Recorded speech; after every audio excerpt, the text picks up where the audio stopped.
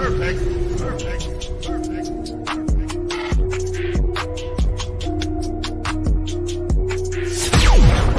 to you live from the basement of an abandoned training facility where we talk about fighting, training, and events.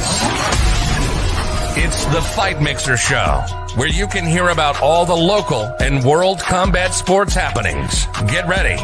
It's time to gear up and square up because we're going live on the Fight Mixer Show.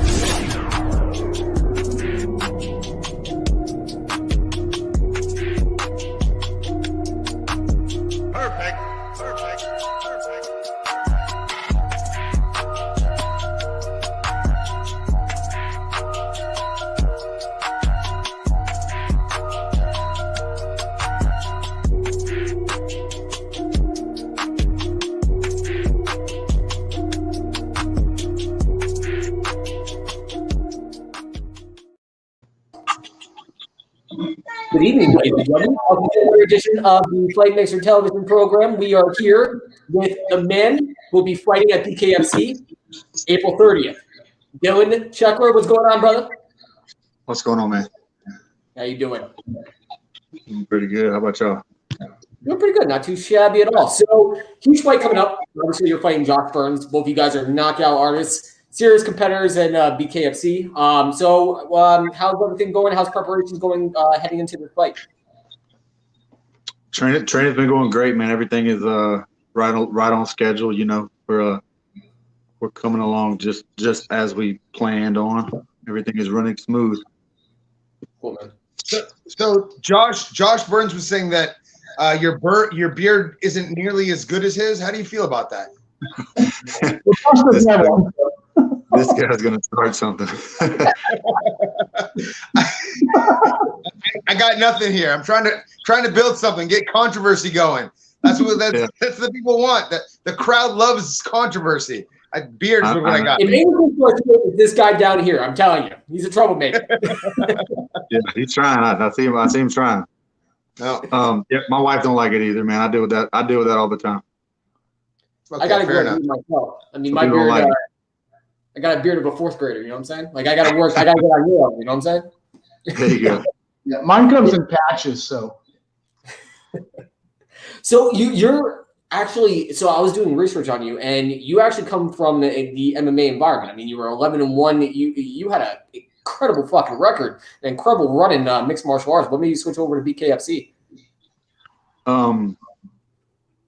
The easy answer is they pay better. The UFC offered me a couple different times. I was injured. I had a really bad injury that I had to sit out for, planned on sitting out for a year. Met my wife, had a kid. That year turned into 4. So I had to let that injury heal up and jump back into it after 4 years. I had 2 MMA fights real quick. And then bare knuckle came knocking, and they offered me enough to not say no to it. Even though I went to a couple of events and I was like, man, I would never do that shit. That looks crazy. These guys are beating the hell out of each other. And then they offered you an easy opponent like Josh, so you're like, yeah, I'll take it. Yeah, sure. You throwing Josh Burns, no problem. I'll take him. Now, so the money is obviously better, is what you're saying. But do you appreciate the rule set better, or is it in your will set like more like, okay, I don't have to worry about ground, I don't have to worry about kicks, like I'm just gonna go sling? Yeah, I mean, most heavyweights, it's a bare knuckle fight with gloves on, and not in MMA. It's not very much glove. So most of my fights were they all ended on their feet. It was all a stand up war. Most heavyweights don't go to the ground. It translated over pretty easy with me. And I've always liked the new challenge. MMA was kind of getting, and I'm getting older. MMA was kind of getting to be a struggle. So the bare knuckle thing was a new challenge. It was a new company starting out. I feel like I jumped in at a good time. I got in early. And I felt like I could grow with the company, something like that. And they got a lot of cash. I was hearing rumors about like Shaq being an investor, and they were throwing a lot of money. Like David Feldman was on the program. He was actually talking about offering millions to Mike Tyson. Like bare knuckle fighting is the real deal. I mean, they got some money to spend. They got people invested into it. Like, how do you feel that you're working with this brand, you're growing with the brand, and it's so much fucking money, man. They got some money to throw, Yeah, it's exciting. It's exciting to be involved in a company that's, I feel like they're taking over as far as combat sports are going. I go and watch. I still watch. I'm a fight fan, so I watch all fights. I watch UFC. I'm excited when I watch bare knuckle. Like the fights don't drag out. They're action packed. Pretty much from the start to finish. Right. Do you think? Do you think that MMA you'll go back to MMA, or do you think that bare knuckle is going to be the course of your career from this point forward? I really can't tell. I really can't say. I have to. This next fight coming up is my contract fight. So how I do against Burns and how bare knuckle thinks I did, and if they want to re-sign me, that's all up to them. And when it comes to an opponent like Josh Burns, he's coming off a victory, and obviously you're coming off a win. You two knockout artists, two exciting fighters. Like, what's your assessment on your opponent as far as breaking him down and coming up with a game plan to attack someone that has exciting fights, knockout power in both hands? Like, what's your assessment on your opponent? How you taking this fight?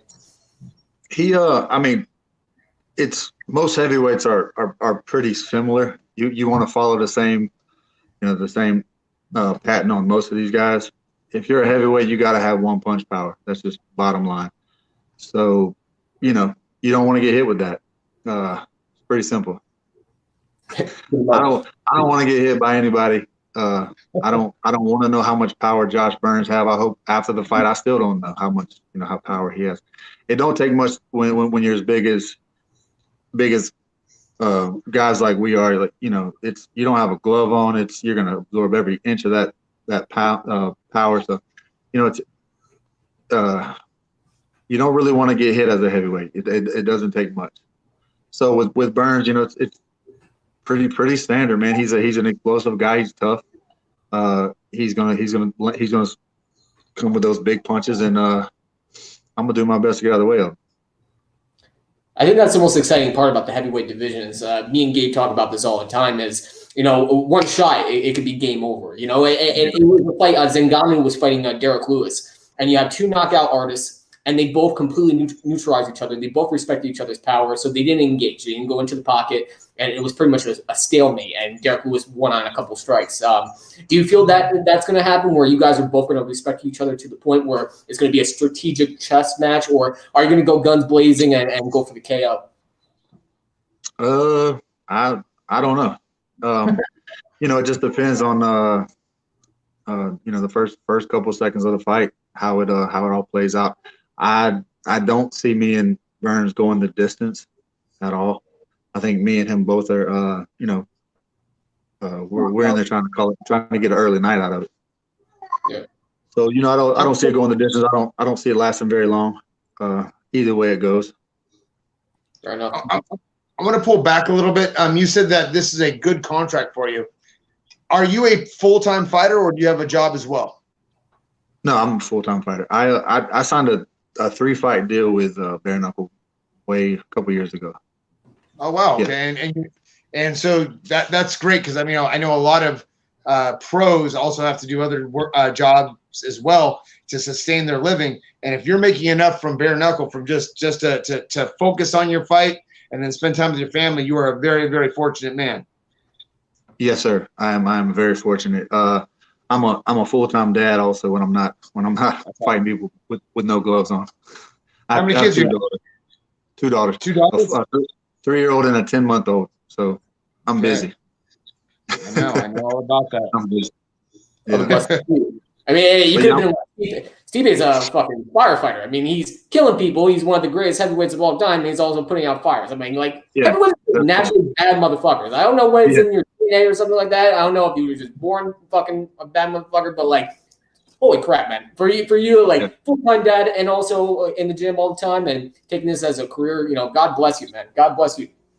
Yeah, I'm lucky, man, because a lot of people don't get to spend a lot of time with their kids, and I'm blessed and fortunate enough that I can be with my kids when I'm not training. I do the gym and stuff every day, but for the most part, I'm not working a 40-hour week. Punching the clock, man. To me, that's being wealthy. That's being blessed. I can't argue with it. I get punched in my face a lot, and it's not doing anything for my looks, but I get to spend all the time I want with my kids and my wife. So my kids enjoy it. I don't know about my wife. It might start getting on her nerves a little bit. I'm just gonna say your kids aren't teenagers then. Not yet. I'm trying to enjoy these years before they get up. You're enjoying your time with them. So. Exactly. I'm trying to do it while I can, man. Because when they get teenagers and they discover what boys is, then that's a whole nother chapter. So you got girls? I have 2 girls, and I'm in the same boat as you, man. Yeah, you already know, man. You got to stay in shape forever with that one. Exactly, always. By the way, folks, that is the fighter's curse because all badass motherfuckers always have girls for some god-awful reason. John Jones, Mark Coleman, you, and Gabe. Just saying. Yeah. I believe it. So Howie Atherton is saying that if it goes less than 3 rounds, it's going to be Burns' fight.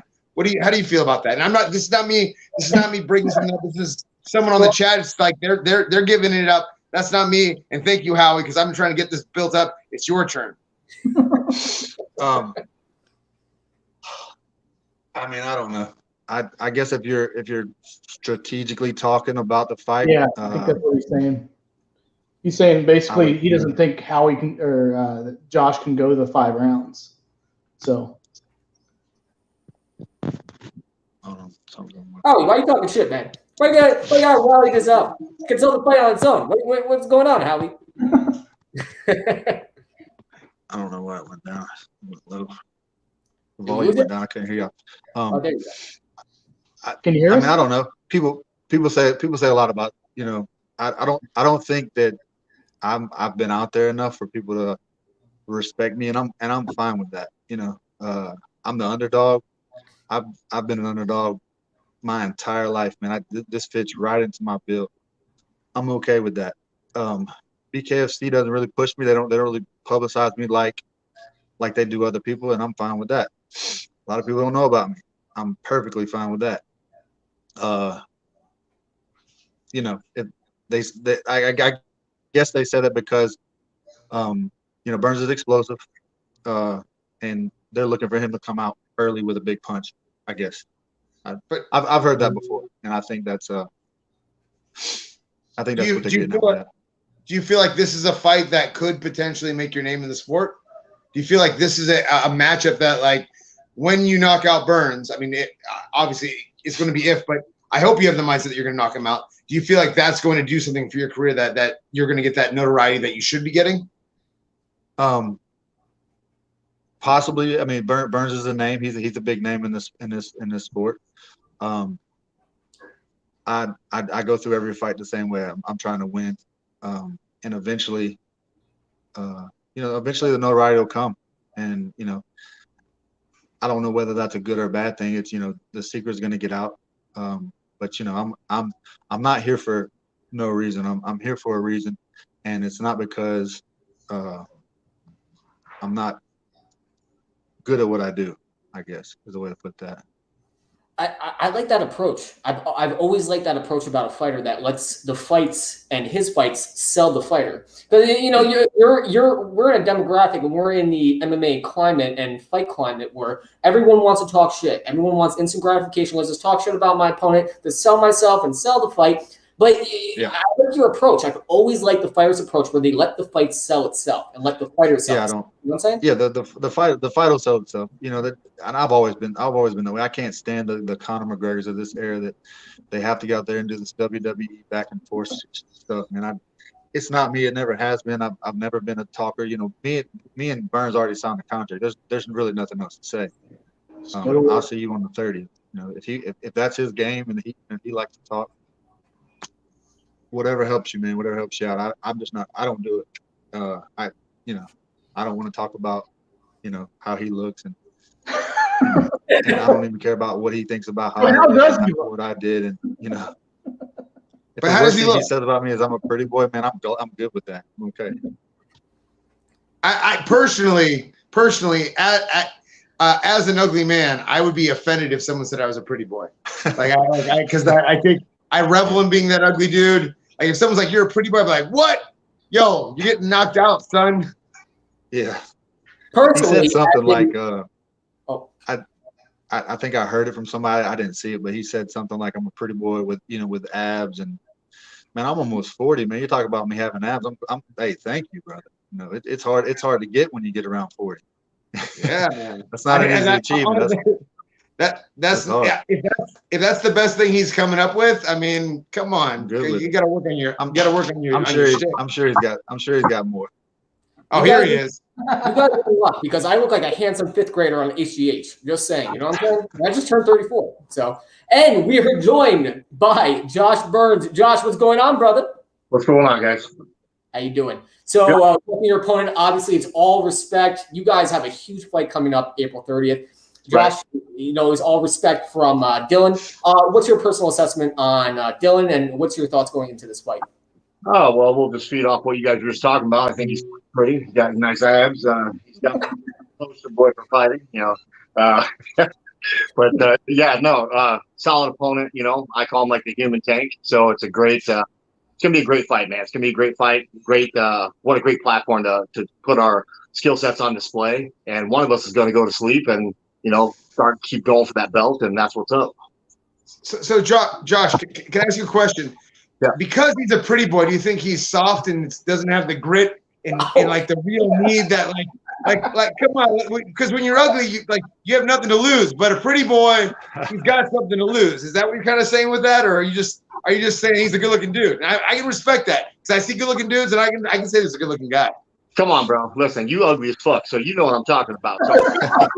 He gets it. He gets it. Yeah. He's a good-looking dude, man. You can't take that away. He's definitely a pretty boy. So no matter what happens, this guy's got a career in movies and commercials and all kinds of good shit. So no, it has nothing to do with his fighting ability, man. Obviously, he's a winner. He's got a winning record all the way through. So it's going to be a great fight, man. It's going to be a great fight. I still want to test that chin. That's probably the only thing that I'm looking at right now, thinking that I think is in my favor. And I know he's going to come in shape. So we're trying. I'm just got done training in my own gym right now. And we're trying to, keep up step for step with that cardio. It's going to be tough because I know he's a stud. He's kind of like Joey Beltran, don't get tired. So that's a big challenge for any big heavyweight, you know what I'm saying? So, but it's going to be a hell of a fight, I think.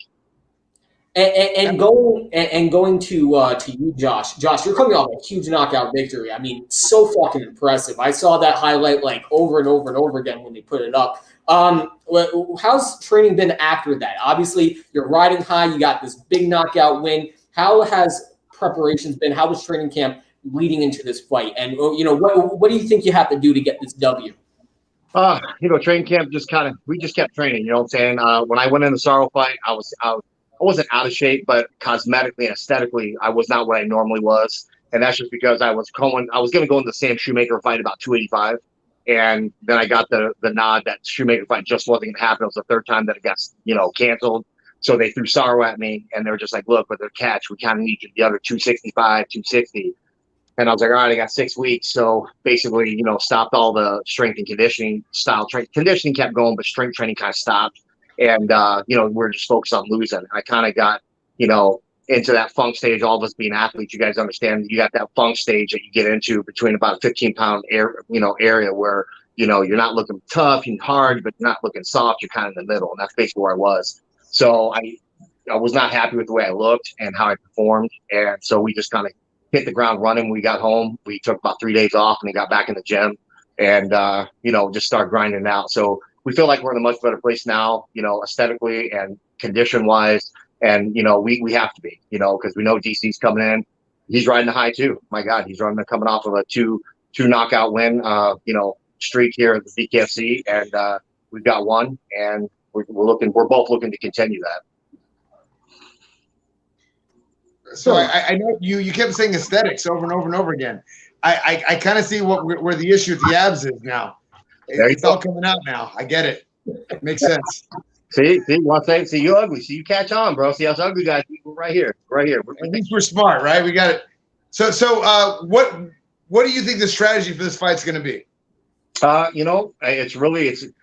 You can come up with a million things saying how you want to do stuff, but at the end of the day, I'm a pressure fighter, so I'm going to be the pressure fighter. I think Dillon, it depends. I've seen his fights, and he really acclimates to what goes on. So, for me, I think it's going to be a pressure fight for me, trying to basically put pressure on him. And, I'm assuming he's going to meet me right in the middle, and it's going to be a show. So, and if not, then it's just going to be a cat and mouse game. You never know. I'm going to fight whatever's presented to him and whatever's presented to me, we're both going to deal with. And we're going to put on a fight, and put on a show for the fans for sure. So I have a question for both of you, and starting with Dillon and then Josh. So looking at the BKFC stacked heavyweight division, you get past Josh or Dillon, whatever happens. What's your personal assessment? Who would you want to fight next after? And I'll start with Dillon first. The person holding the belt. Pretty easy. Right. Pretty easy. Yeah. Whoever that is. I think Joey and Shoemaker have something lined up. That's what I keep hearing. I haven't seen dates on it or anything. I think it might be. They're going to be.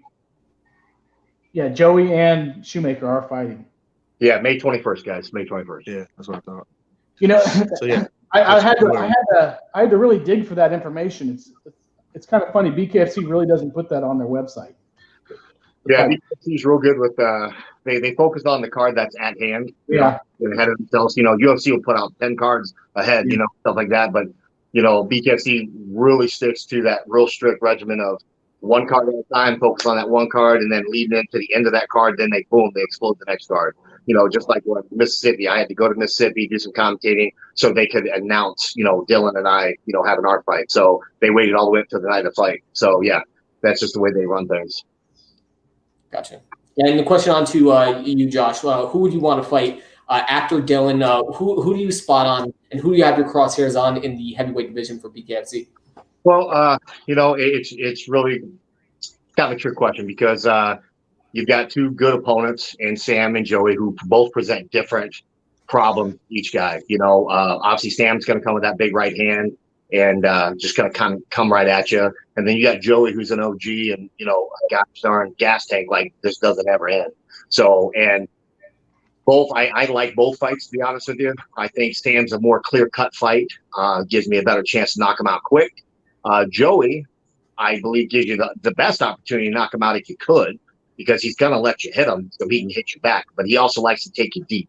So he's what I consider a volume fighter. So being a volume fighter, he's just going to put it on you from the start, first round, all the way to the fifth round. Most heavyweights can't keep up his pace, but at the same time, most heavyweights can't take my power. So it's just one of those things I always joke and call it kind of the Ali Foreman. I'm the Foreman, he's the Ali. He's going to take me deep and fucking drown me like Ali did Foreman, or am I going to be able to reverse the roles and actually put him out? So obviously, I believe I can take him out. No disrespect to Joey because he is an OG, but at the end of the day, he ain't never been hit by nobody like me. He don't fight no one fast like me. The last time I seen him fight in person was with Marcel Stamps, who I'm just as quick hand-wise as Marcel, but I know I hit a hell of a lot harder. But Marcel was whooping his ass for 4 rounds until both hands got broke. When both hands were out, he was done. I mean, you lose your tools, you can't do anything. So he still had the balls to stay in there for another whole round with 2 broken hands. So I give Marcel a lot of credit for that. But I'm not Marcel. I don't have brittle hands, and I'm not new to the sport. I've been doing this a long time, a lot longer than anybody here in the United States as well. So almost 6.5 years. So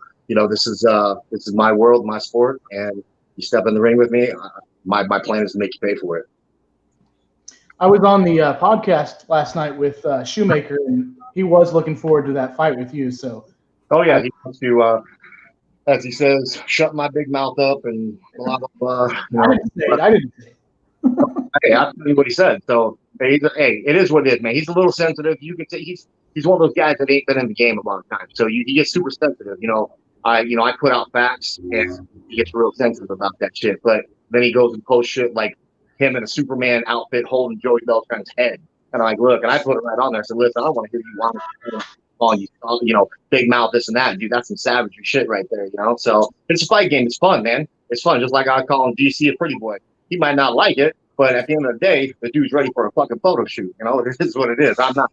So, it's fun. It's fun to pick and play and have fun. But at the end of the day, we're going to get in there, smash each other in the face. And at the end of the day, we're going to find out who's better. Out of curiosity, why would he not like that? I don't know. The thing is, like, if you're a pretty boy, that means you don't get hit very much, and that means that you're a good-looking motherfucker. Like, let's be honest. Like, as far as if you want to get at somebody, you want to really get like visceral. I would say pretty boys probably you're going at the lowest tier possible to get someone angry. Yeah, you know what? To be honest with you, it's a fight game, baby. You've been in it. You know what I'm talking about. Some guys take offense to that shit, and I really don't care which one way or another. I'm not doing it to offend or not offend. I'm doing what I observe and what I see. So I'm calling it as I see it. You know what I'm saying? So at the end of the day, I'm a little bit uglier and a little more rugged, and you see it prettier and definitely fits on a magazine where I don't. So it is what it is, man. I appreciate that, man. So, Appreciate you. Thank you. I'm getting older, man. I don't get compliments thrown at me very often. I appreciate that one. I was going to say, man, I'm a married man. I don't get compliment like that from my wife. Shit. Yeah, exactly. I just lost my train of thought because this is the nicest face-to-face fight-off interview between the two badasses who are going to kill each other. So, obviously being a part of the sport, you have to be a fight fan. Yeah, I'm looking forward to all these fights that are coming up. Like, Dillon, starting off with you and then Josh, what fights as a fight fan are you looking forward to seeing as a fan as opposed to you guys being in the ring?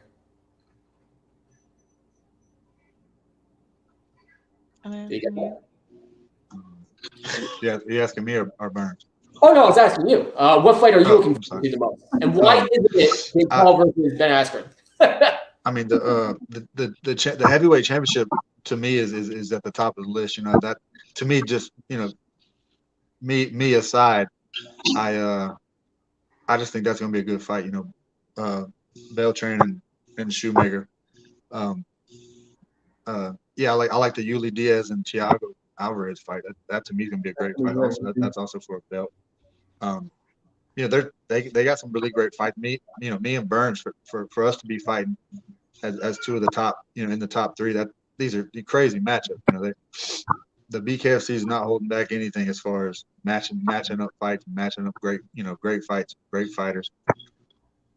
Yeah, anytime that they have a show, I try to be there just because I'm a fan of the sport. I love it. I like watching it. I like being a spectator as much as I like being there. Cool. How about you, Josh? Yeah, so for me, there's the plethora of fights that I'm looking at. I'm really looking for the Richmond and Marcel Stamps fight because Richmond's my boy, and I actually got to know Marcel at the last fight when he fought. Good dude. So that's two real tough sons of bitches going after it. Joey Beltran and Sam Shoemaker. I'll be honest with you, that one it's good, but unless Sam Shoemaker comes with a complete different attitude and a complete different approach, I just think he's going to get pushed all over the place. But I'm also looking at like the Yuli fight. That's always going to be a great fucking fight because Yuli comes to kill, and he's a good dude. So I like to see him excel. And also the Dat fight. Reggie Barnett and Dat. I'd like to see them get at it. Because I think there's a lot of beef there and a lot of they want to know who the fuck the best is. And watching the Johnny Bedford fight with Dat. I think Dat gets hit a lot more than I thought. I thought he would be way more elusive. And watching Reggie fight, chop, like Reggie made it dirty, but Reggie did what he had to do to win. And I would really like to see those two. I think that's probably the most exciting fight for me is watching those two tacticians go at it, and because they're smart, they're two good, smart fighters, and they're gonna do what they need to do to win. And I like I said, I was surprised that Johnny Bedford touched that as much as he did. So and Johnny's a stud. But Johnny's more old school, straight at you, come at you, hit you. He's not a Reggie Barnett where, head off center, moving, shit like that. So I would say those are probably the few fights that I'm really looking forward to. And to be honest with you, I really want to see who Paige Van Dant's going to be fighting. And I want to, Christine Ferreira, that chick's the beast in the fucking women's division. And damn well none of them girls won it. The first time she fought her, I mean, she is the legit champion, and because Peralta or whatever her name is, she ain't with the company no more. Where's she doing? So it's Ferreira, and it's funny to see people run from her. So they come up with a million excuses, but we're fighters, man. Shut the fuck up and fight. Fight the girl, get the girl a fight, because she's gonna steamroll people, and that's I call her Little Hammer because she fights like a fucking little mean, like she's a beast. So got a lot of respect for her too. So I'm looking forward to that as well. I can't wait for this fight April 30th, BKFC, Dillon versus Josh. I want to let you guys give your shout out. Where can we find you? Where can we follow you? Obviously, we all are going to watch the fight on the BKFC app. Make sure you download it. But Dillon, anyone you want to shout out? Anywhere we can find you on Instagram, Facebook? I leave the floor to you, my friend. Yeah, my Instagram page is what is it? DC Cleckler at Instagram. Fuck yeah, man. Awesome. Can't wait to follow you, and I can't wait to watch the fight. How about you, Josh? Where can we find you? You can find me at Josh the Hammer Burns on IG, Josh Burns on Facebook. Shout out to my main sponsor, Tiger Life. Tiger Life, the best energy drinks in the fucking game. And Turp House, big sponsor for me as well. All my team, my boys, Mark Coleman, Vic Torres, helped me get ready for this. You know, it's a fucking great fight. We're about to put on a real good show for you guys. And I promise you someone's going to sleep. I don't think it's going to be me, but you never know. It's a fucking fight. So, but at the end of the day, it's going to be a hell of a fight. So, nothing but best, man. God bless you, DC. Everybody, I appreciate you having me. 2 world-class athletes and 2 class acts are ready to go to war April 30th at BKFC. Josh, Dillon, it was an honor. I can't wait to watch the fight. Thank you very much, guys. Right on, bro. Awesome. Good shit. I like that. I'm so sick and tired of the fucking, let's just talk shit about each other and let's just say how much of a dodo this guy is. I like the fact a fight can sell itself. What do you think about that, dude? I agree with that. But it also leaves it's much easier when 2 guys hate each other on the interview perspective. But either way, I mean, look, heavyweights with bare knuckle is that alone is going to be a good fight. I'll be honest, I haven't seen either one of these gentlemen fight. But heavyweights that throw down with no gloves is a scary thing. Yeah. Oh yeah. Those guys have, and we talk about this all the time, where it's the Mike Tyson's punch out, where one punch can fucking, it's lights out city. I mean, heavyweight division has always been exciting for that aspect, where just one punch can take you out of the fucking game. It's literally like touching the electric fence. Like one punch, it's game over. That's what makes this fight so exciting. No need to shit talk. No need to sell the fight. No need for the fucking hoopla. Just, put 2 world-class athletes, 2 great athletes in there and let them bang it out. And speaking of banging it out, I have no idea where I'm going with that, but I don't know where you're going either. I'm kind of concerned, or maybe a little. Fuck, Gabe, I forgot to tell you. So remember how we had Anthony Pretty Boy on the show? Remember that? He was sparring with Jake Paul. Yeah. So he spars with Jake Paul. I'm like, Anthony, how did it go? Everything go okay? We're messing each other back and forth. He's like, yeah, you know what? He didn't turn up the heat. He did in the beginning, but all good. I'm like, okay, non-disclosure. You don't have to say a word. I know what happened. So then with that non-disclosure, Jake Paul runs his fucking mouth saying, I beat the shit out of all my training partners. And then Anthony and his fucking other buddy said, bullshit. Fuck non-disclosures. Guess what? We kicked the shit out of you, and there's recordings of it. I knew this was going to fucking happen. I knew it was going to happen. He got his fucking ass kicked by a 135-pounder. God bless America. I can't wait for Ben Askren to light that ass up. Can't fucking I saw it on, I think it was Sherdog. There was a former UFC 185er that was brought into the camp. And he obviously didn't sign a non-disclosure because he said he said Jake Paul's not a fighter. He ran from me the whole time. He didn't get in close at all. He played an outside game. He never even extended anything. So I no matter what, whether he's a real fighter or not, and it's irrelevant, he's going to get paid, and it's fucking pathetic. We make stupid people wealthy. We make stupid people famous. And you know what? It gives you some idea of where civilization is going. We are fucked. We are fucked. I will be providing illegal streams, ladies and gentlemen. If you want to donate, if you want Ben Askren to make money, donate to Ben Askren's wife. Ben Askren's wife is actually having a charity fundraiser for one of her family members is actually really, really sick. So if you want to donate to a worthy cause, don't buy the fight. Donate to Mrs. Askren.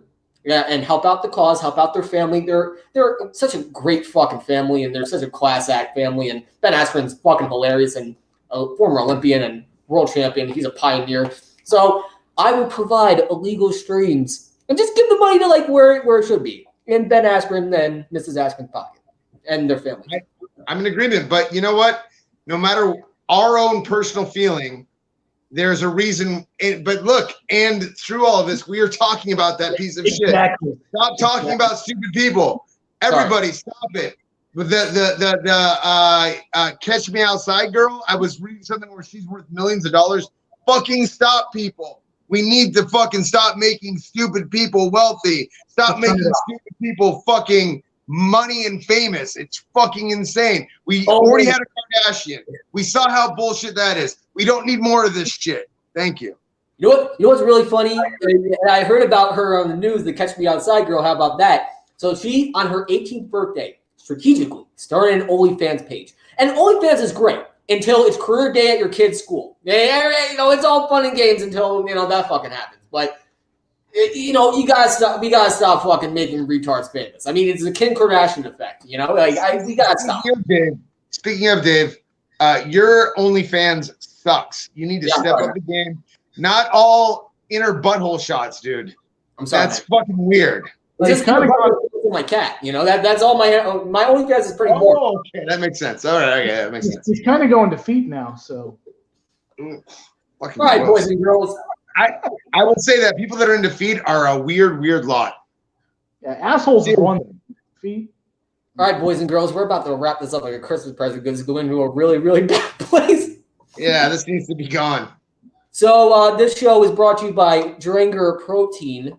If you want to get more jacked than that guy who drew that redhead and drowned in next door because the bitch wouldn't let her back on the fucking door. Get it? Titanic reference? Get it? More jacked? Ouch. Never mind. Ouch. If you want a great protein, okay, that missed the mark. I'm sorry. But if you want a great protein supplement, go on DrangerNutrition.com. I believe that's the website, right? Yep. Got it. Yeah. So where's the protein? Gabe has a very sexy shirt with the sponsor on it. Gabe, if you want to, there you go. Yep. Smells of strippers' perfume and sweet sponsorship money. And also Gabe's Gym, if you want to train with the best, a 3-time world champion, former world champion, UFC veteran, and one of the baddest mofos in Cali, Mr. Gabe. 4.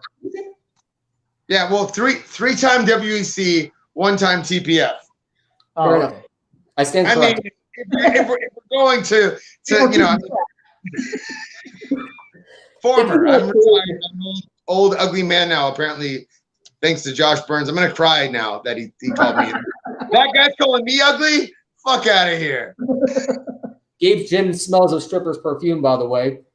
It does not. It does not. We have an exceptional kids program, and it's kaiju-mma.com. All people, all walks of life are welcome at my gym. We have an amazing community, and we're thankful for that. And a huge kids program. Nothing smells like strippers anywhere in the gym. All people except for me. One time, Matthew is not allowed. Restraining order. He has to be 300 yards and farther. One time, Gabe didn't turn off his swag before bed. He woke up drowning in bitches. This was like back in the day, though. Like, wait. This is many moons ago. I'm a happy, happily I'm a family man. And you're also the man. Gabe, any last words, sir? Nope. I'm just glad to be back on the show. Thanks everyone who's watching. Maybe we get some MMA guests back. Hint, hint. I might have something coming up for all you guys. I might have to be in the word. I'm just saying. Listen. Who doesn't like knuckle boxing? But I happen to be an MMA guy. I'm going to stick with what I feel the most comfortable with. But I'm just saying, it's good no matter what. We just got to get you out to some fights. We got to get you to a couple BKFC fights. Any last words, Mr. Producer?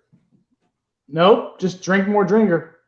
Fuck yeah. Ladies and gentlemen, thank you for joining us. Tune into the Women's Show on Wednesday and then our program on Thursday. Download it on Amazon, Roku, Apple TV, or illegal streaming. Why not? Ladies and gentlemen, from the Fight Mixer, David, Gabe, Matt signing off. Peace. Perfect.